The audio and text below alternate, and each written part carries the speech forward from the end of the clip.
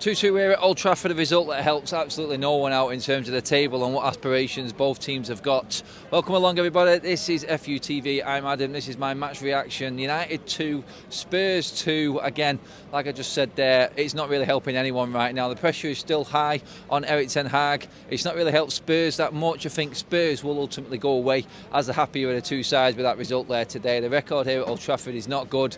And 2-2 with a depleted side like that, I feel like that's probably a better result for them than it is for United. Ten Hag got some answers and he didn't get some. I mean, defensively, United today I thought was shocking.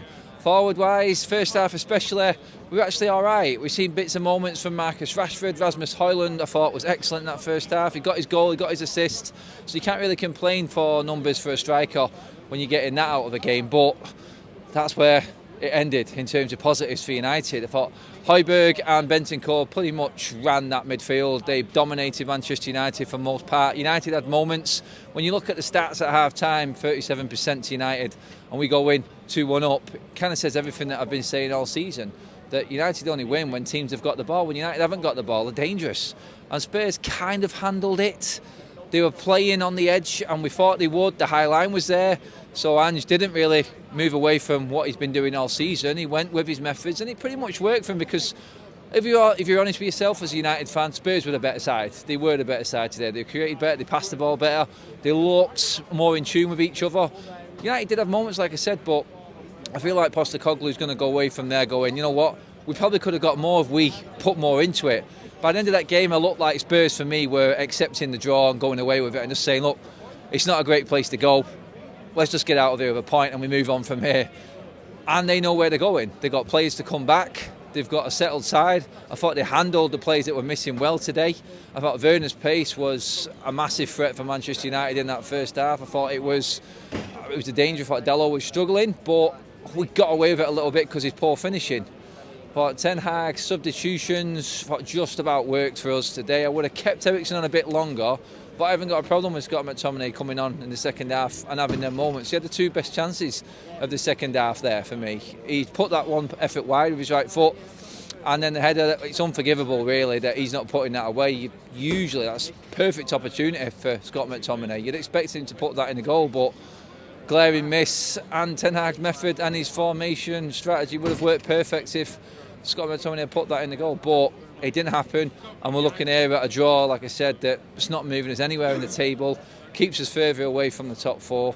An opportunity was there again with Villa dropping points today against Everton, but a game after game after game, it's just going to move away from us. And Ten Hag, like I said, he needs it. He's going to be fired if he doesn't get Champions League football. It's as simple as that, all along. And his players tired out towards the end there. It's tough. It's a tough one to call because there were good moments, but I feel like where we are right now, I mean, it's just added more pressure, if anything, because it's a point which, like I said, it just keeps us cemented in the middle of the table, no closer to anything, no closer to any goals. Martinez positive, his in-game management tonight, his substitutions I thought were positive. Again, a finishing just not up to it. I thought Garnacho had a very tough game today against Ndoye. I thought he came up against a good opponent there, but he kept going. That was what he does, and that's what Manchester United need to feed off. Tough game for Mainu in the middle there. I think he will learn from that today against Bentancur. I thought was man of the match. I thought he was outstanding in that midfield for Spurs and ran it pretty much. But learning curves for both of them players there. Manchester United lack quality. That's what it is. The final ball, final touch. Anthony coming onto the right hand side is a waste of time. Why not just play a left footer on the left hand side, Eric, and try something different? What we did in that second half, we actually put some crosses in the box, and that caused danger in that Tottenham defence. They were struggling against it. Simple, basic football. That's what we did. And you know what? Rasmus Højlund actually showed the wingers how to do it in the second half there when he went down the line and crossed the ball in, caused confusion in the Spurs box, and we nearly got something out of it.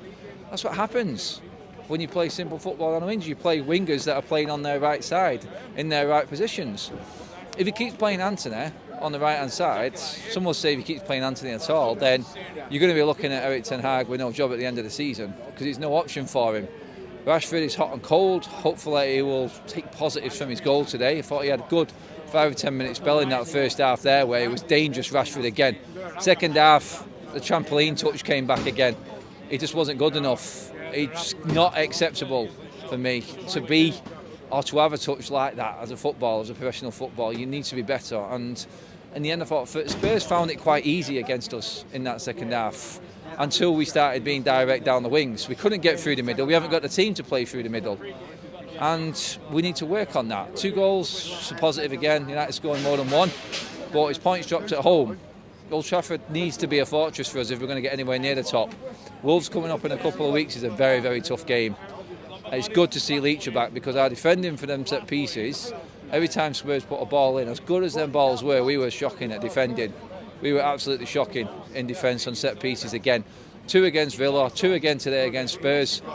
Good to have Leach back. Whether or not that'll change anything that happened with them set pieces, because they were decent deliveries, I'll give them that, but organisation.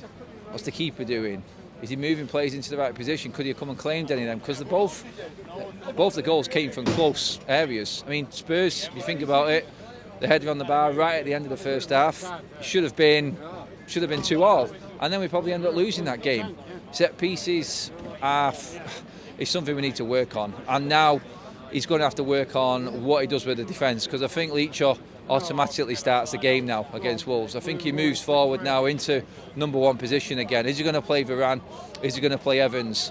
I thought Evans was unfortunate to come off for Leach. I thought he wasn't having a bad game. He got caught a couple of times. Guy next to me said, why is he bringing Evans off, one of our best headers of the ball? And Tottenham's main threat is crosses into the box. But it seemed to work for us. It seemed to nullify Richarlison a little bit. Leach came on and latched onto him and stopped him playing, because I thought Richarlison was good for Spurs today as well. But we do need to figure out who is our best defence. I thought it was strange that Wan-Bissaka played at left back and Dalot was at right back. Didn't understand that one at all, but Wan-Bissaka was our best defender today. He probably was our standout player, in fairness. Credit to Højlund, credit to Garnacho. Mainu found it tough against some good midfielders there. Good seasoned midfielders as well. He will learn for this, hopefully. And we've got the positive that Casemiro is waiting in the wings to come back in as well. So I'm sort of edging towards more of a positive than a negative for the performance. The result, though, not good enough for Manchester United. At the end of the day, you can only sum it up as Manchester United simply just not having enough quality in their team. McTominay's got to put them away. Our finishing has to be better. And our final pass, my God, our final pass is unacceptable in the Premier League for Manchester United. It really is. You cannot accept that as a Manchester United. Both full-backs were at fault for it today.